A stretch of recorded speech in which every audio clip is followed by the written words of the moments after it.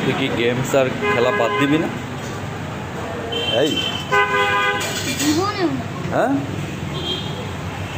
জীবনেও গেমস খেলা বাদ দিবি না? হ্যাঁ, এটা বাস্তব কথা। অবাস্তব কি? অবাস্তব তুই গেমস খেলা বাদ দিবি না, এটা অবাস্তব। হ্যাঁ, গাইস বাদ দিয়ে দিবি?